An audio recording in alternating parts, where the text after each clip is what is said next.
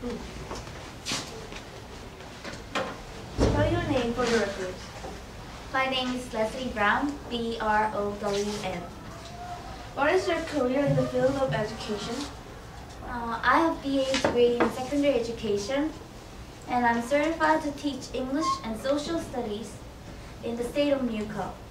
I have been a teacher in the Metro City School District for the past 4 years, and I teach social studies at Metro City High School right now. At this time, Your Honor, I would like to qualify Ms.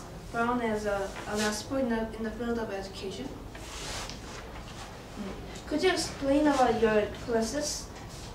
I teach social studies class.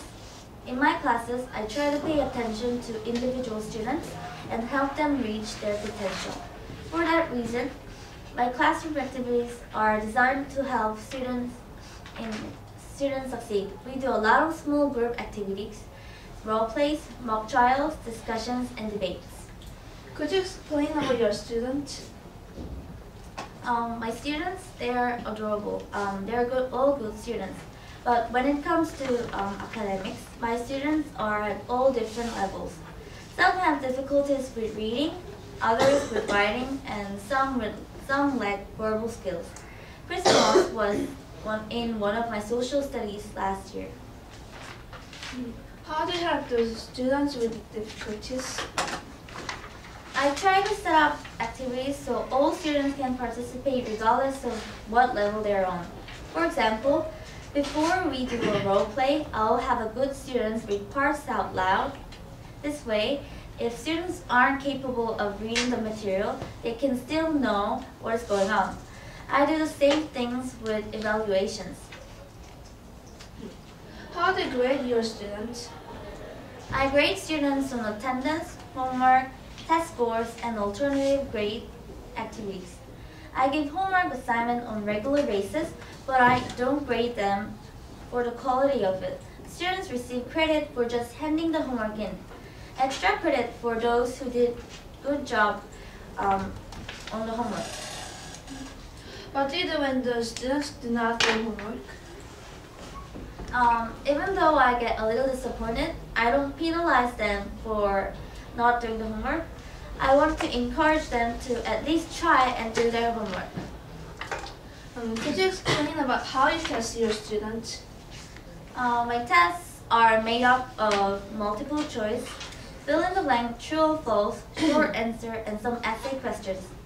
Before each test, I have a review of the material that will be covered by the test. In addition, I read the question from the test out loud, so I can be sure that all students are understanding it. How do students pass their test? A student can pass the test if he or she gets all the questions right, multiple choice, true or false, fill in the blank, and short answer questions. Sometimes I don't give a regular exam for student grades. I use alternative grading methods.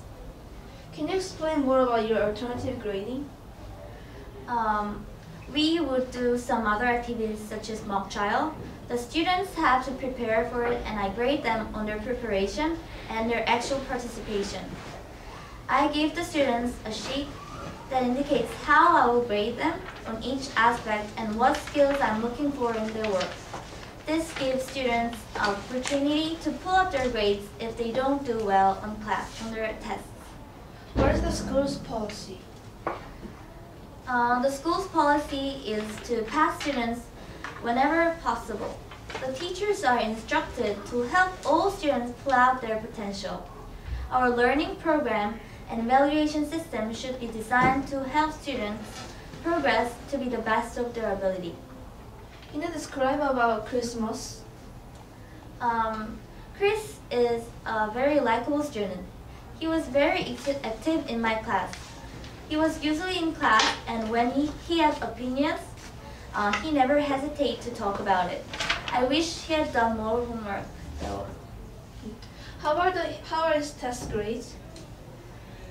His test scores weren't that impressive. He had many D's and some C's, but he did do well in some special projects such as mock trials.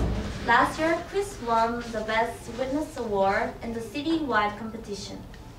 If the work is fun and interesting, and if someone works with Chris, the level of work produced is good. For your questions. Thank you.